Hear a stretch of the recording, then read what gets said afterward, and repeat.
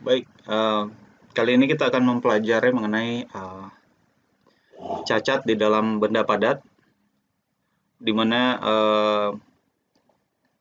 isu yang akan diadres atau apa yang kita akan bahas pada hari ini adalah mengenai solidifikasi, mekanisme solidifikasi tersebut, mekanisme pemadatan ya, bagaimana suatu benda padat itu bisa terbentuk, dan tipe-tipe daripada cacat yang bisa muncul di dalam benda padat tersebut, dan apakah jumlah dan tipe cacat tersebut bisa bervariasi, bisa divariasi atau dikontrol. Kemudian bagaimana cacat ini mempengaruhi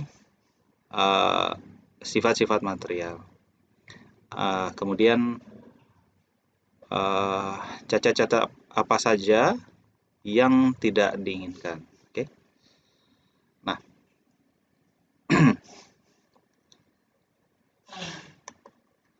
Nah, cacat dalam kristal itu terjadi ketika material ini yang tadinya cair ya, dia mulai membentuk nuklei atau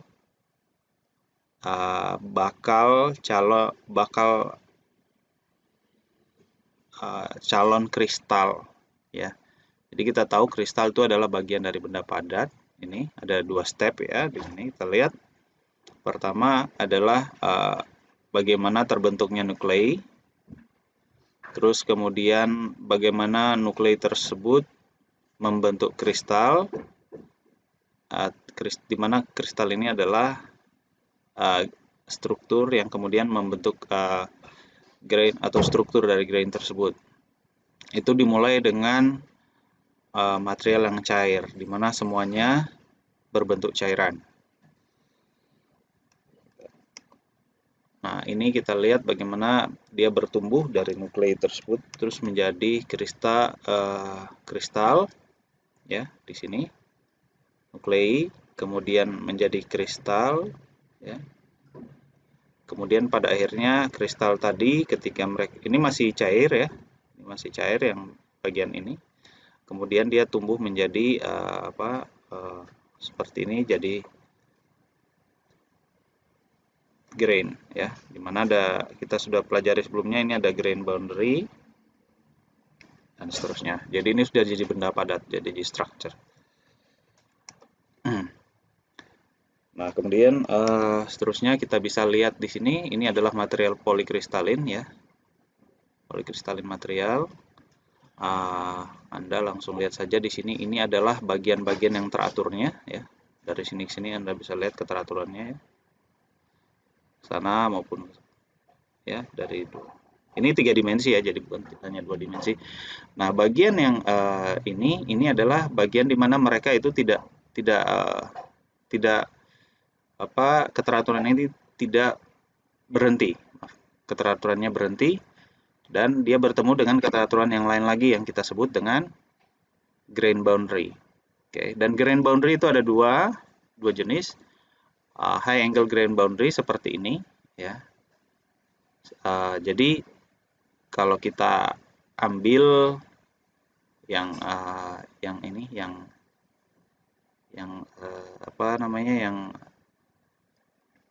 yang searah dengan keteraturan ini, kemudian kita compare dengan yang bagian sebelah sini ya, ini adalah high angle grain boundary. Sementara yang low angle yang seperti ini ya, dimana ini yang Anda lihat, di bagiannya yang searahnya yang ini, searah yang ini adalah yang ini. Oke. Teruskan, entah serah Anda mau ambil di sini sudutnya atau di sini sama aja. Nah, grain boundary ini kita sudah pelajari sebelumnya adalah daerah di mana kristal itu bertemu atau batasannya, yang merupakan transisi lattice dari satu region ya, lattice transition dari satu region ke region yang lain. Kemudian slightly disorder atau tidak beraturan. Low density grain boundary ini punya Jadi kalau grain bound-nya sedikit, dia punya ini sifat high mobility, high diffusivity, high chemical reactivity. Jadi reaksi-reaksi itu ya ketika dia dia take place atau terjadi itu di area ini pertama kalinya, yang mudah gitu ya, mudah. Jadi ada istilah bahkan ini grain boundary engineer. Oke. Nah, kita lihat proses solidifikasi pada material ini contoh daripada material besi ya, material besi, material padatan yang seperti contoh logam ya, bukan hanya besi aja, logam. Bagaimana ini grain tersebut bisa EQX itu atau punya kekasaran yang sama pada seluruh arahnya, atau dia kolumnar, atau jadi dia memanjang pada arah tertentu. Ini kita bisa lihat contohnya. Ini yang daerah ini mereka itu seperti ini yang EQX. Jadi tidak sama. Maaf, ini bukan kekasaran, atau nyaris sama, roughly same size, jadi hampir sama ukurannya ke segala arah. Sementara yang ini ada kolumnar, ini yang punya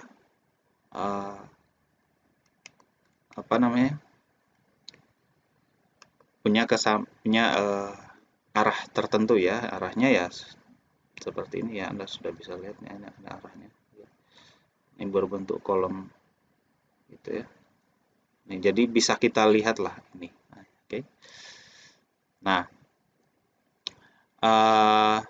ini Anda bisa baca bahwa ini columnar in area with less undercooling. Jadi waktu dia pemanasannya kurang nih, terjadilah seperti ini. Jadi heat flow-nya ke arah sana ya. Ini shell of equiaxial grain due to rapid cooling. Jadi di pemanasan cepat biasanya. Jadi perbedaan delta T yang cepat dekat dengan wall. Ini wallnya itu ya, batas ketika dia didinginkan. Nah, ini kalau yang disebut dengan grain refiner itu adalah untuk membuat dia menjadi lebih kecil, grainnya menjadi lebih uniform dan equiax. Jadi sama ke segala arah ukurannya, tidak memanjang seperti ini. Karena kita akan lihat apa yang terjadi jika dia panjang-panjang seperti ini. Ini punya namanya sifat seperti, salah satunya yang kita sudah bahas adalah anisotropi atau anisotrop pada arah ini, di mana dia punya kekuatan tarik atau tekan ya, itu tidak akan sama di arah ini, di arah ukuran kristalnya, dia akan berbeda. Oke. Nah, di sini di state bahwa tidak ada yang disebut dengan perfect crystal. Perfect crystal artinya ya single crystal, tidak ada grain ya, seperti itu, atau tidak ada cacat. Even kita bicara ke single crystal yang di dalam grain, yang satu grain tersebut. Nah, masalahnya mereka ini apa dan kenapa mereka penting? Ya, kemudian di sini disebut bahwa banyak daripada properti penting dari material karena adanya imperfection. Oke.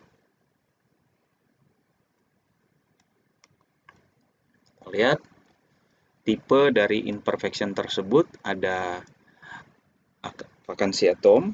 Saya buka semua ya. Ini vakansi atom, jadi atomnya tidak ada ya, vakansi atom. Interstisial atau atomnya masuk ke dalam, nyelip ya. Terus substitusi atau pergantian sebagian, ini disebut dengan point defect. Kemudian ada dislokasi ya. Dislokasi line defect atau ini disebut OD, 0 dimensi, ini 1 dimensi ya. Kemudian grain boundary, ini area defect, ini 2 dimensi. 2 dimensi atau maaf, ini 2 bisa 3 ya. Bisa 3, ini 3 dimensi sebenarnya. Oke, itu grain boundary. Nah, kita lihat point defect satu-satu. Jadi ini kalau Anda lihat ada satu, kalau ini metal ya, ini vakansi ada metal atom di sini, metal ion di sini, itu hilang. Oke.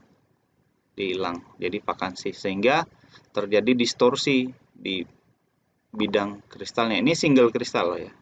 Single kristal. Kemudian ada yang disebut dengan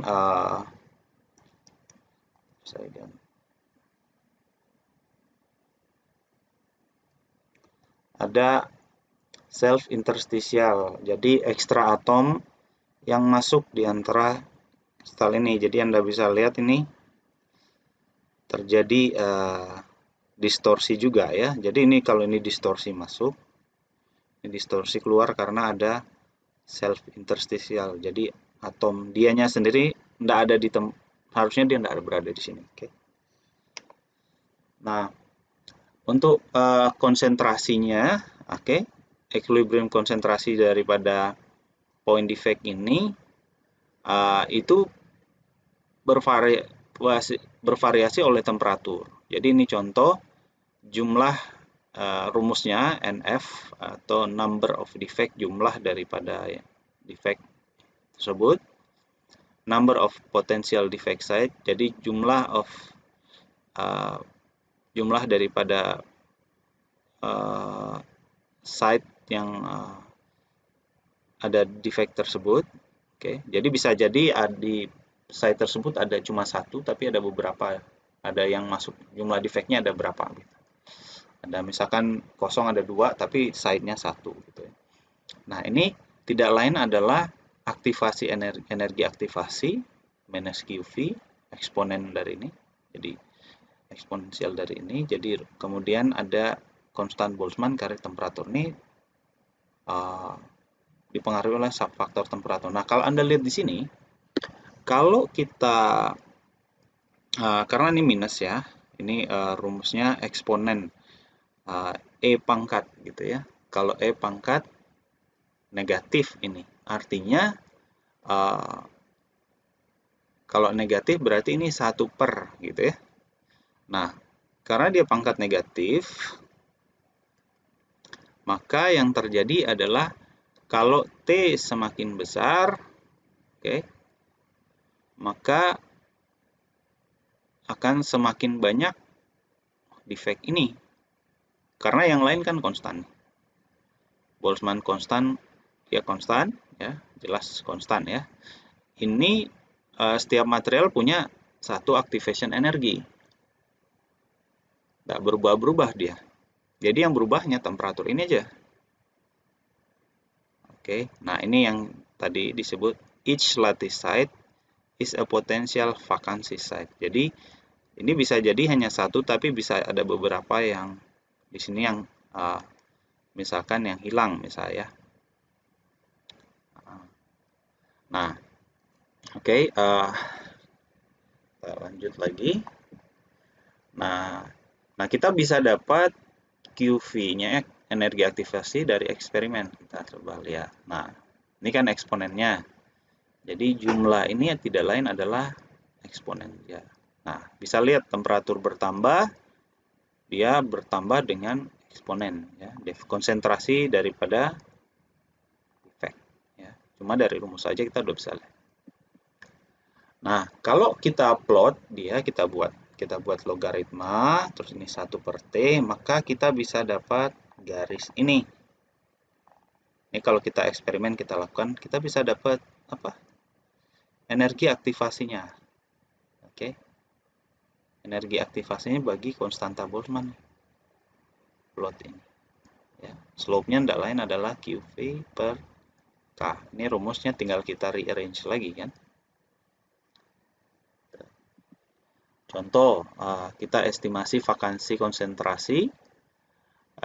Ini tentukan jumlah vakansi ya pada 1 meter pangkat 3 dari tembaga pada 1000 derajat Celcius ya.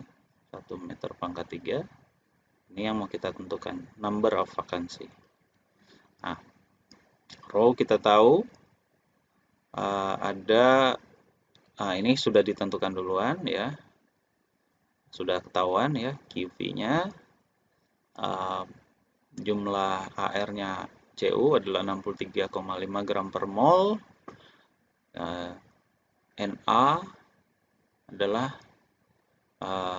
ini bilangan Avogadro ya. Nah, kita lihat, tinggal masukkan ini jumlah atom, ini temperatur tadi ya, 1000, ini berarti tambah 273 ya. Jumlah atom tadi ini, perhatikan ini ya, satuan, oke? Perhatikan satuannya.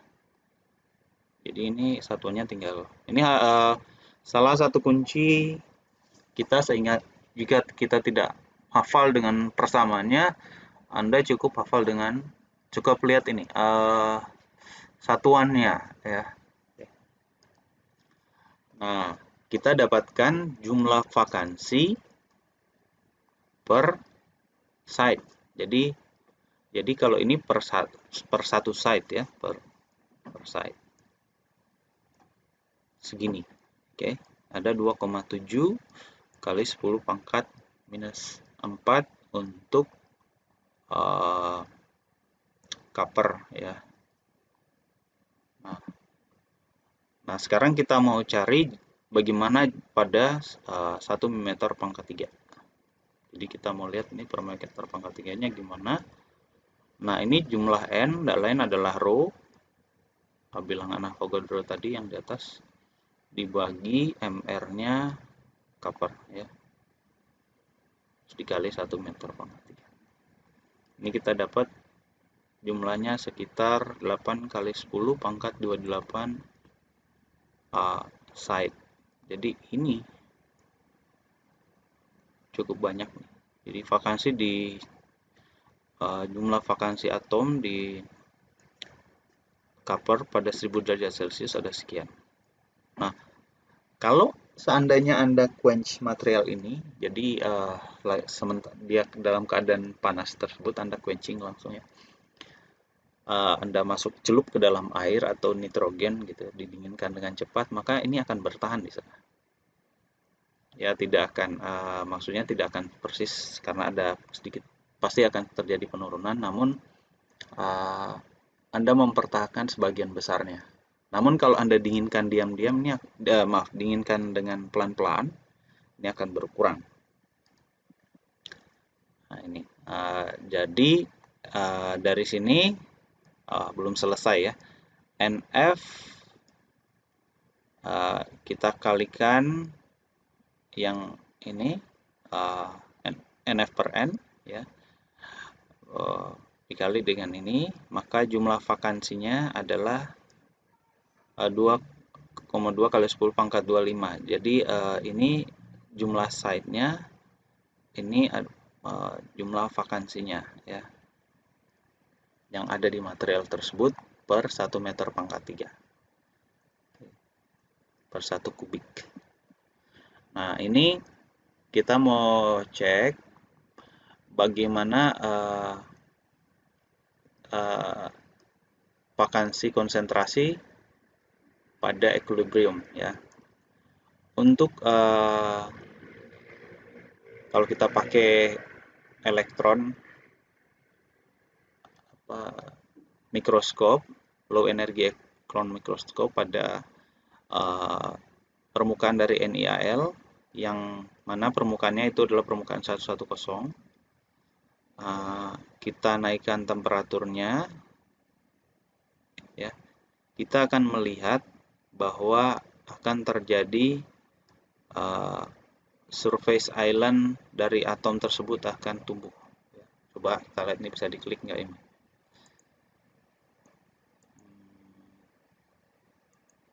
Oh, ternyata nggak bisa ya.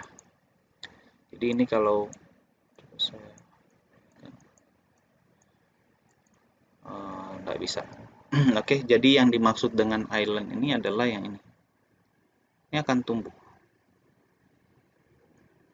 Ini islandnya, jadi batasan. Kenapa ini disebut konsentrasi dari vakansi tersebut akan naik melalui pergerakan atom dari kristal di permukaan kristal, di mana mereka yang menjadi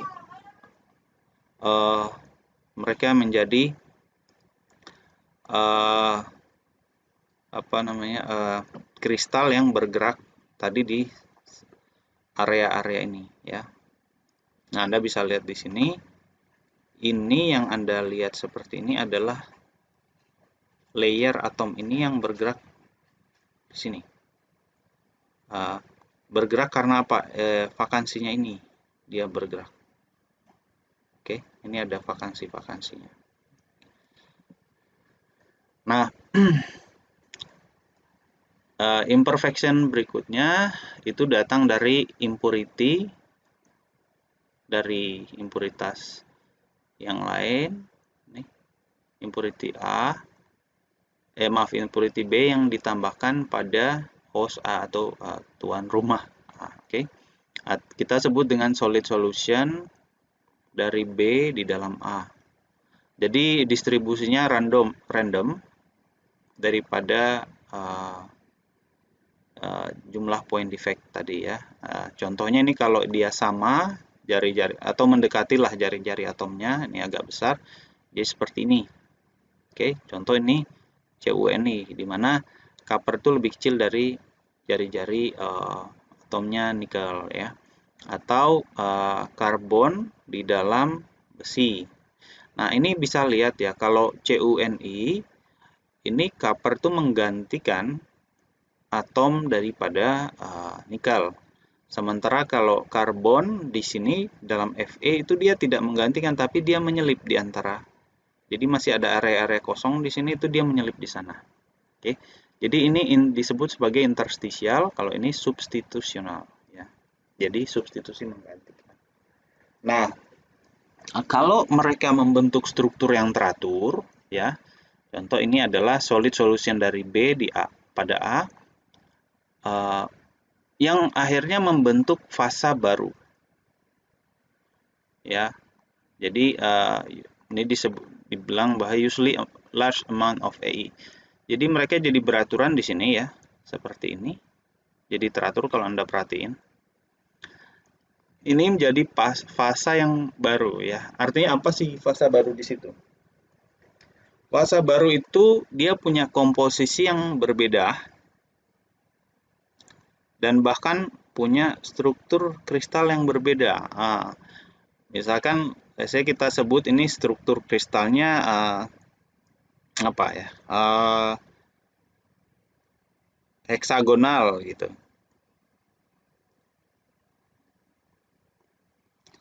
Misal ya, ini bisa jadi body center kubik gitu. Nah, ini struktur kristalnya berbeda. Dan bagaimana kita bisa lihat ini berbeda? Kita gunakan alat namanya X-ray diffractometry.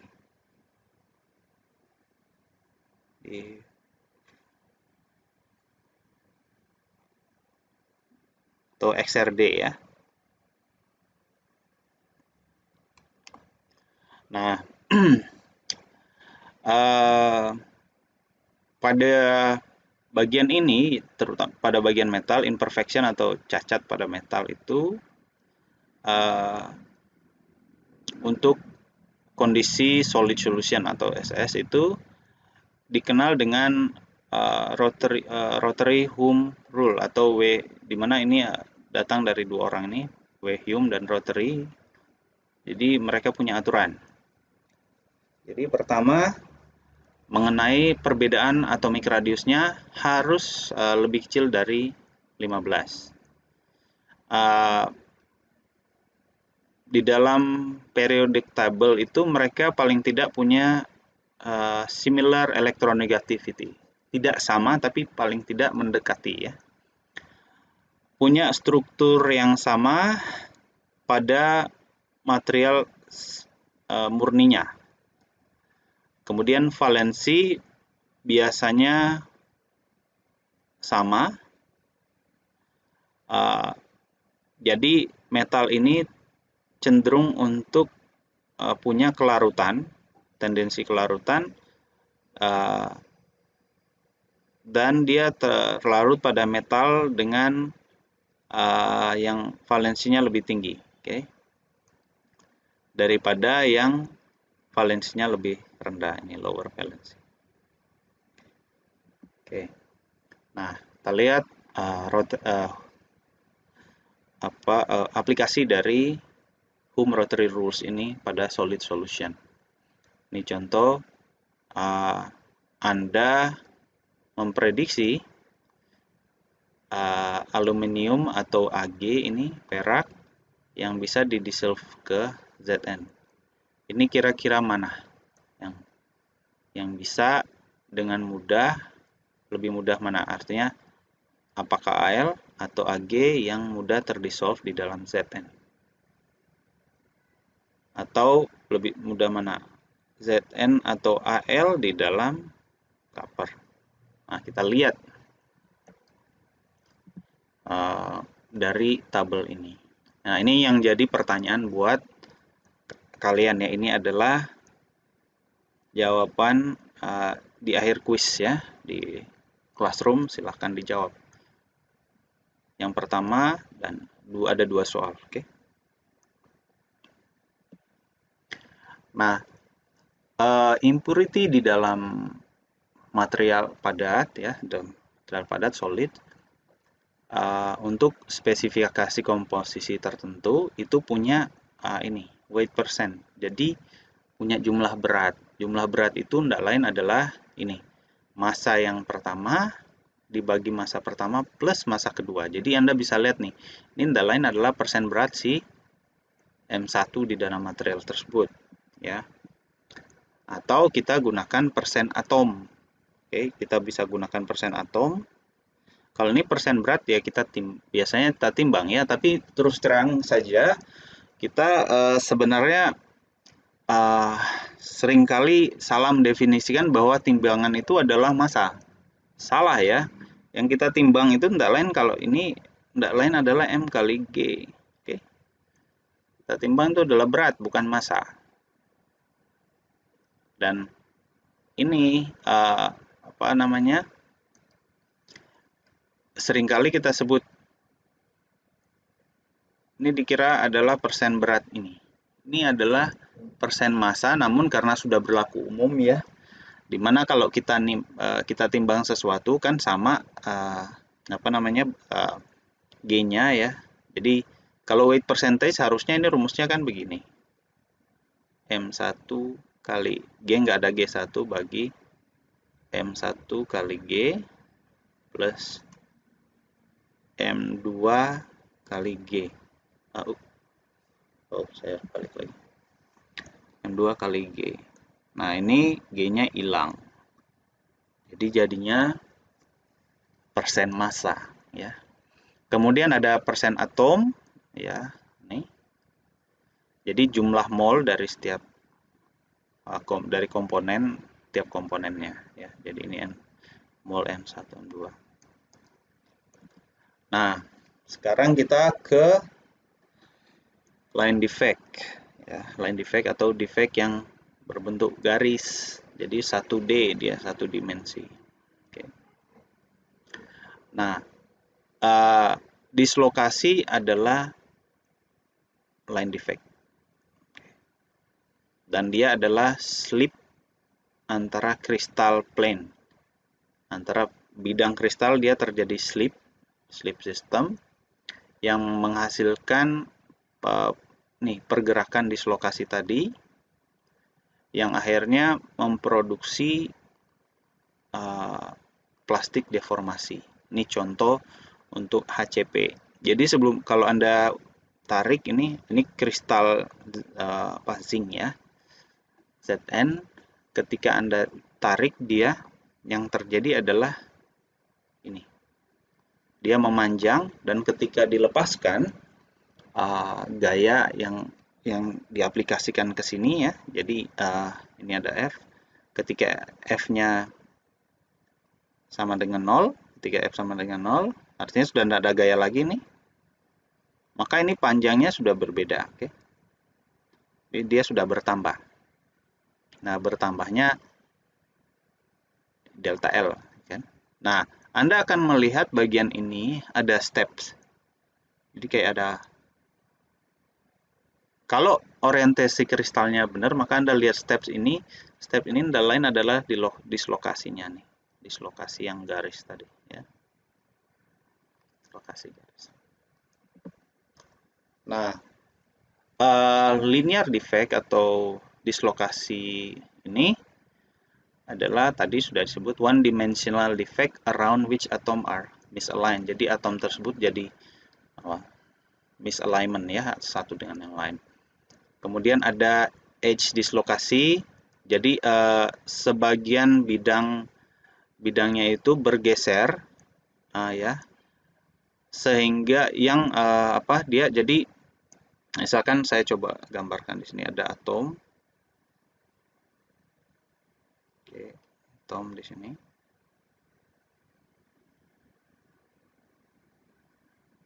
Misalkan ini saya tambahkan daerah sini. Tambahkan atom, geser ya. Maka ini akan bergeser.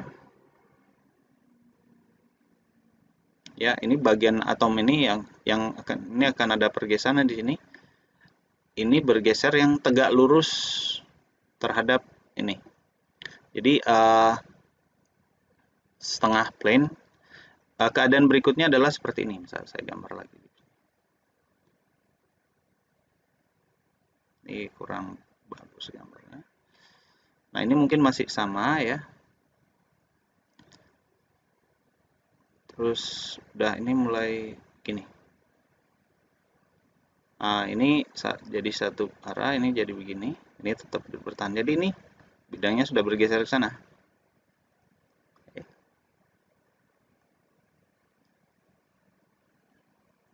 Jadi atom yang di-insert, jadi perpendikularnya itu ini.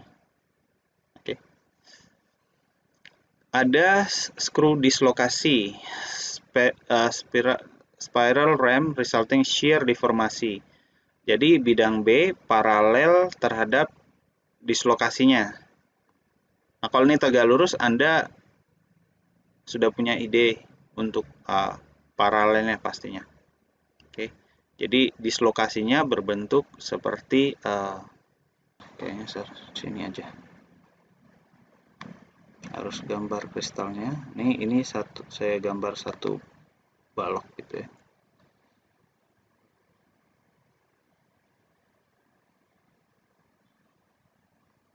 Oke, karena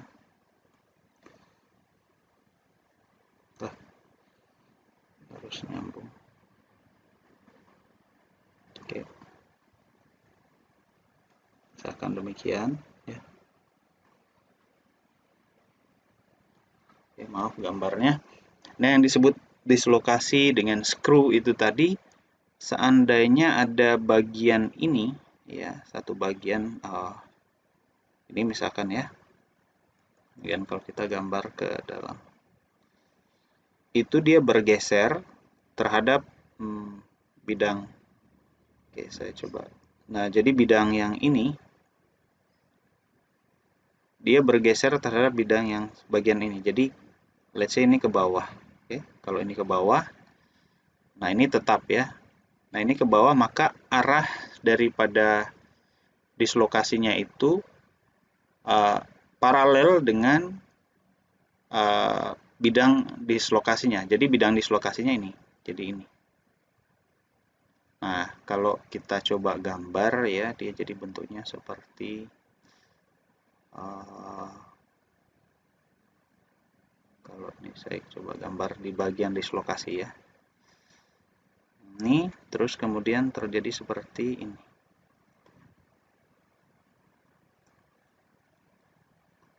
Nah, ini kan jadi begini.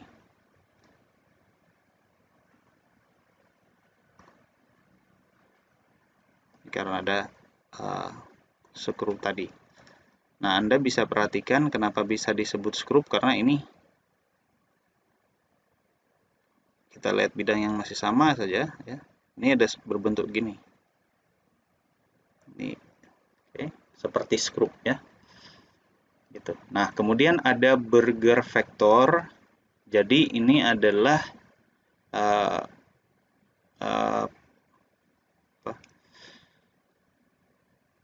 ukuran untuk distorsi lattice ya. Apa dia ya, dislokasi tadi. Jadi yang tadi misalkan kalau kita gambar yang pertama ini yang edge, dislokasi edge ya. Dislokasi edge itu jadi begini. Ini jadi lebih padat lah ya daripada ini. Oke, jadi lebih padat. Ini adalah vektornya sana. Ini Berger's vektornya B. Nah, kalau yang tadi yang screw ya sesuai dengan itu tadi, screw juga. Oke, kira-kira demikian. Nah, kita lihat edge tadi. Saya sudah gambarkan, ternyata sini masih juga diterangkan. Ini adalah dislokasi yang tegak lurus tadi. Ini adalah dislocation line. Ini yang dislokasinya ya. Jadi atom ini terinsert dia satu.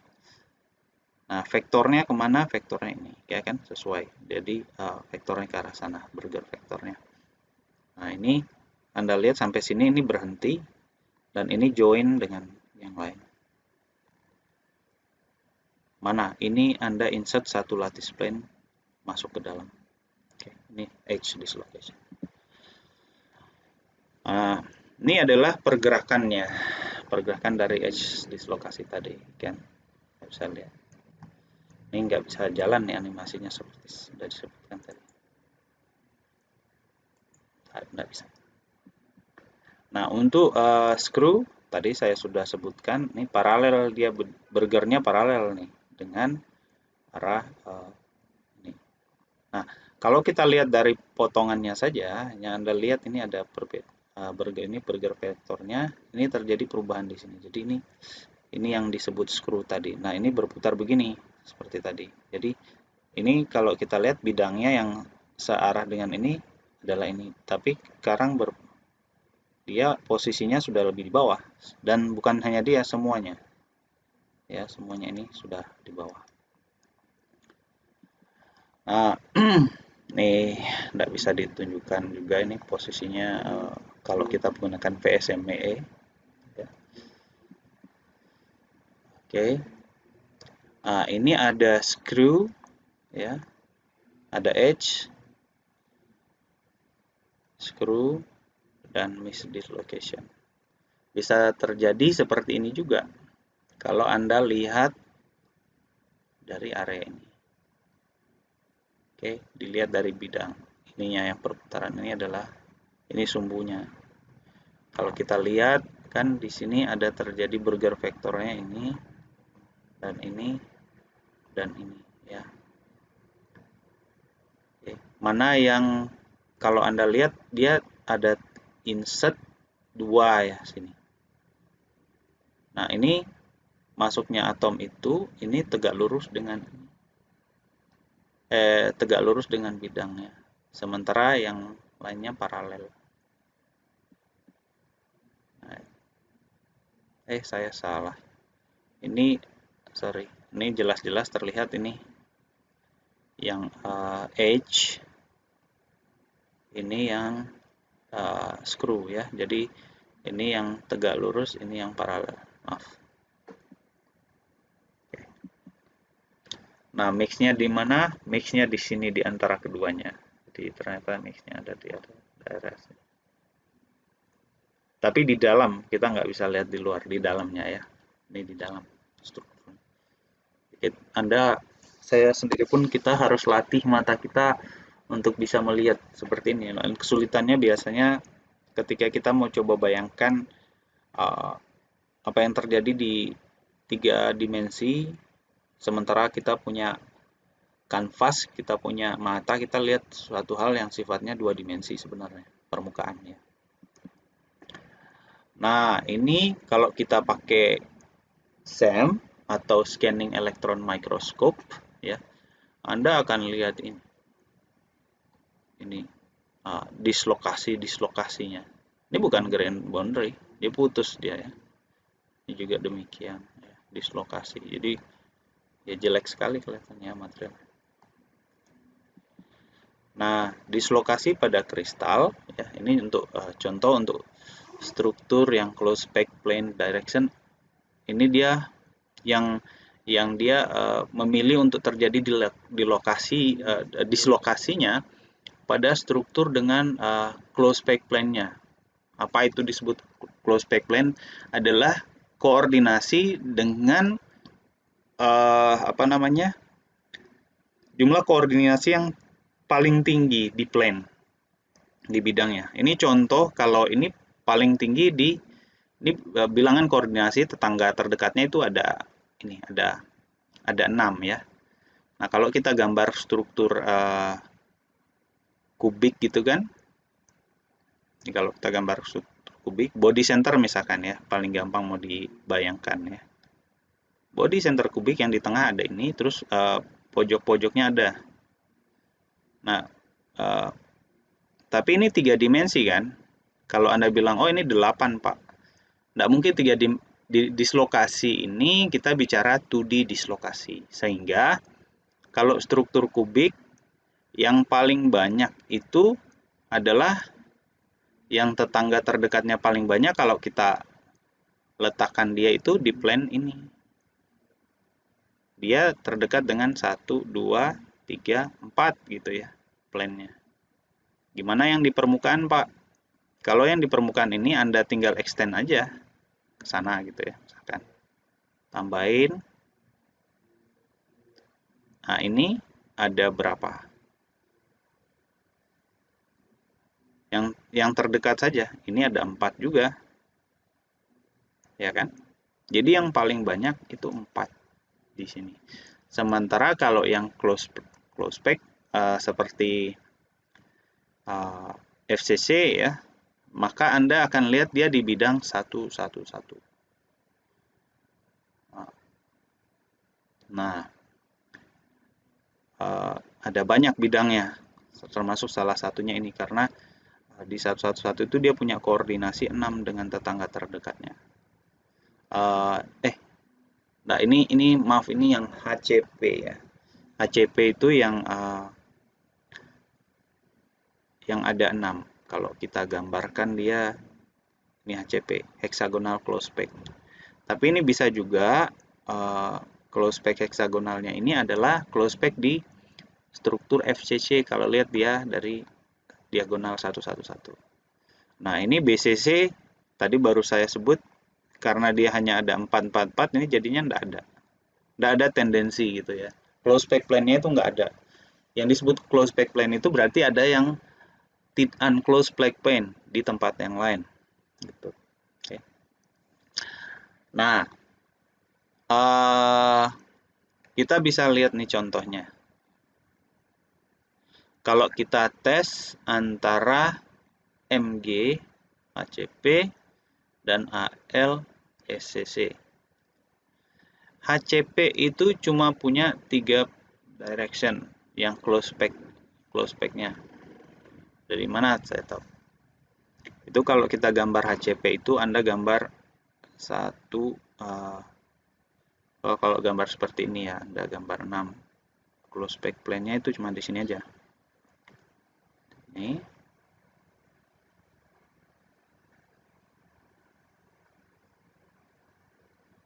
Nah, HCP kan berikutnya Anda harus taruh di sudut, misalkan ini satunya taruh di atas ini, terus taruh sini. Berikutnya sama lagi dengan yang bawah. Maka bidangnya cuma ini satu. Oke, salah satunya. Bukan salah satunya, cuma satu-satunya ini. Jadi kalau ini kebetulan terorientasi seperti ini, dia bisa bergerak. Tapi kalau tidak gitu ya, jadi kalau struktur heksagonal itu kan begini. Kalau saya gambarkan struktur komplitnya ya. Nah, yang bisa bergerak itu yang searah ini aja. Jadi di A. C-nya enggak. Di bidang C. Nah, ini kan ada A1, A2, A3 biasa kita sebut ya kan. Nah, ini bisa bergerak ke arah ini aja. Ke atas enggak bisa. Ke atas langsung putus dia. Oke. Sementara HCP punya 3. HCP karena FCC punya 3 karena ini punya beberapa ya. Plane dan plane direction. Salah satunya adalah karena susunannya ini. Salah satunya yang terdekat adalah seperti ini. Dia susunannya Anda bisa lihat kalau saya coba gambarkan nih. Ini. Susunan berikutnya adalah ini ya. Begini, misalkan. Ini saya harus gambar agak besar. Nah, susunan berikutnya lagi, ya.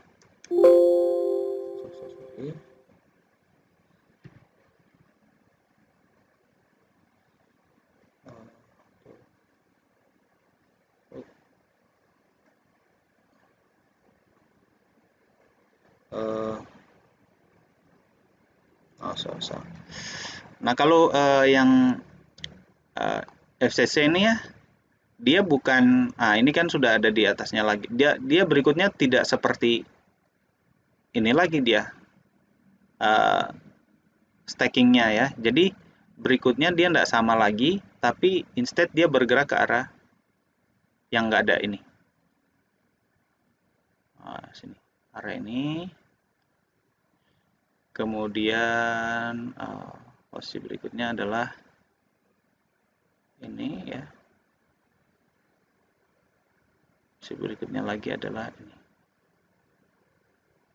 Oke. Nah, FCC punya beberapa bidang. Contoh ini yang packing yang paling padat ini area ini. Kemudian yang berikutnya lagi ada bidang 110 dan seterusnya. Jadi ada cukup banyak di sini. Many close pack ya. Karena dia terorientasi, kalau FCC itu Anda lihat dia di FCC udah pasti, kalau Anda masih ingat, dia kristalnya ada selain di pojoknya ada, dia ada di bagian muka sini. Oke, ada di bawah sama di belakang. Jadi dia punya banyak sekali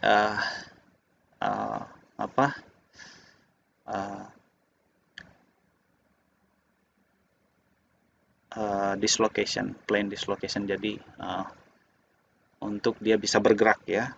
Nah, hasil dari pergerakan ini yang membuat benda tersebut ya, kalau Anda tarik itu punya sebelum dia putus ya, dia akan ada bentuk necking seperti ini. Jadi dia akan lebih panjang lagi kalau kita compare ya antara atas dan bawah. Nah, ini dibalik. Nah, berikutnya kita masuk ke planar defect ya. Jadi ada planar defect yang seringkali kita sebut, bukan seringkali, memang bahasanya itu adalah twin boundary, twinning ya. Twin artinya ini harusnya kan jadi seperti ini kalau kita teruskan ya. Jadi begini lagi. Instead dia jadi terpotong seperti ini berikatan dengan ini. Baru ini jadi beda posisi. Nah, ini grain boundary-nya. Tapi teratur. Gitu ya. Kemudian ada stacking fault. Stacking fault ini adalah stacking sequence. Jadi contoh kalau FCC metal ABC sequence-nya. Tapi kemudian sekarang bukan ABC lagi ya, tapi jadi begini. Tadi yang saya sudah gambarkan yang bawahnya misalkan ini A susunannya ya. susunannya A, kemudian susunan berikutnya adalah A, B, berarti di sini gitu kan. Terus C di tempat ini gitu. Nah, itu berubah stacknya ya. Nah, ini kita bisa lihat dari sini, ini gambar dari high resolution TEM ya, transmission electron microscope. Anda bisa lihat ini ada katalis dan surface defect. Katalis itu untuk menaikkan rate dari reaksi kimia tanpa dikonsumsi, tanpa dia bereaksi ya.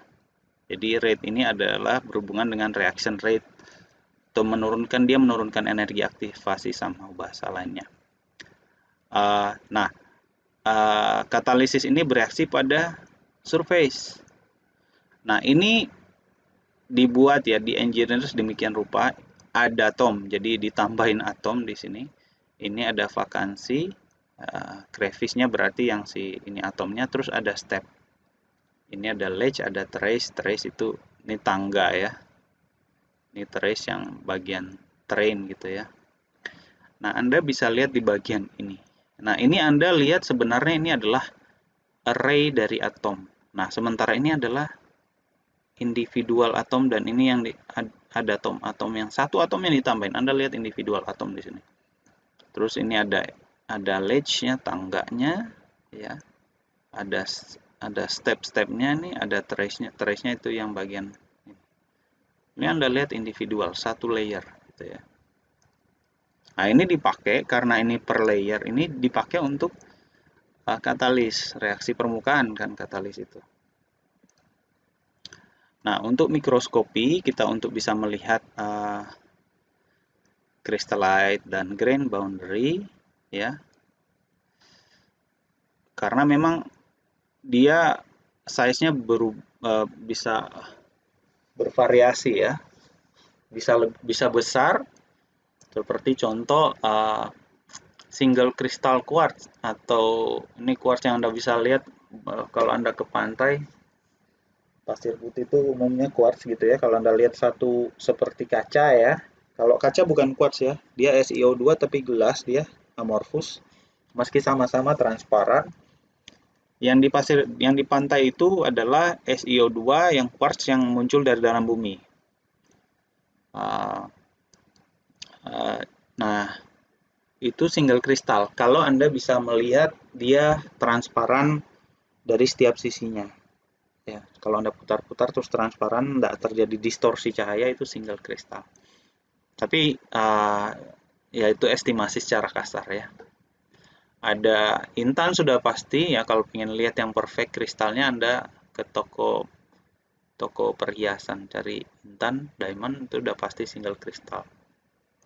Atau silikon ya, silikon yang dipakai untuk wafer silikon yang jadikan kita punya mikroprosesor gitu ya, mikroprosesor semikonduktor ya, atau aluminium.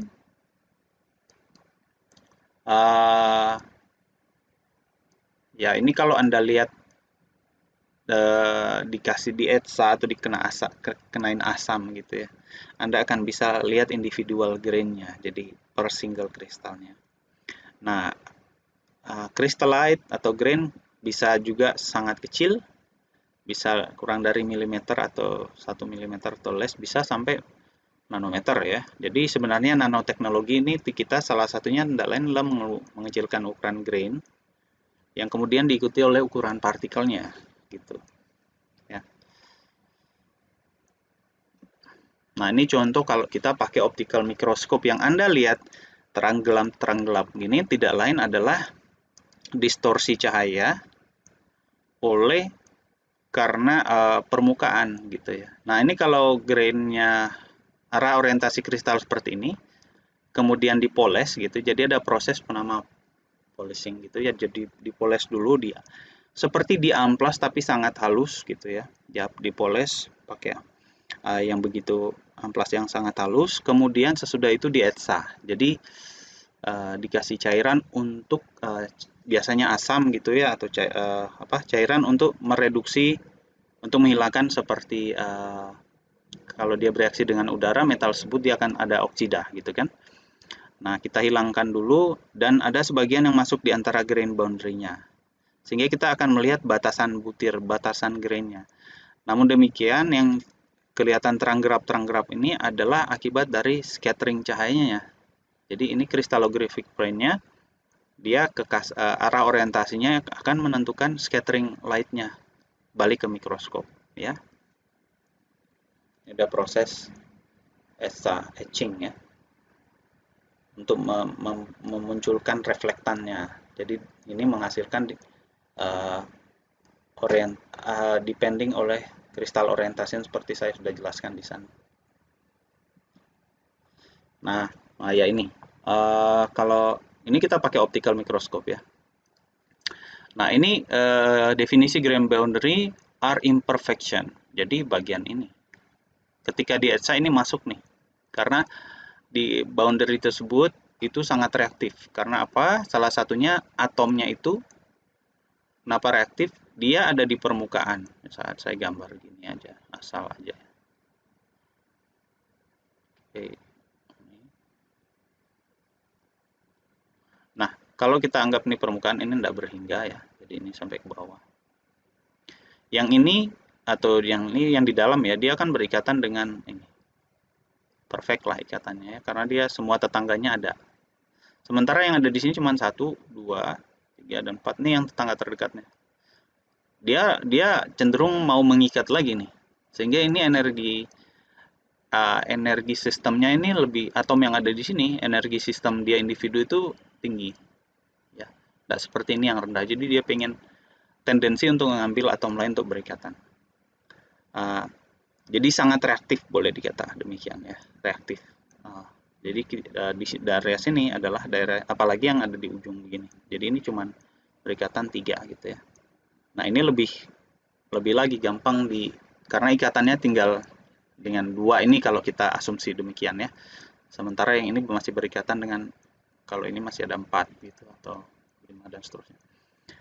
Nah, grain boundary ini lain adalah atau batas butir itu sampai ke bawah ya. Ini surface yang kita poles. Jadi kalau mau kita lebih kita lakukan etching ya dengan asam atau ada bukunya yang material tertentu etsanya, bahan etsanya apa. Jadi yang kita lihat sebagai dark lines, jadi garis hitam. Garis hitam itu seperti ini karena dia cahayanya itu di scatter kemana-mana gitu kan. Intensitas cahayanya tidak balik lagi, intensitasnya drop di sini ya. Nah ini pakai ASTM ada mekanisme seperti ini. Jumlah size-nya tidak lain adalah rumusnya nih, jumlah grain pada ini mikroskopnya juga kita harus hitung magnifikasinya ya, ada caranya. Kalau untuk optical microscope kita udah tahu dia polarized light. Buat metalografi ya biasanya cahayanya itu dipolarisasikan dulu untuk meningkatkan kontras, penglihatan kontrasnya, dan biasanya untuk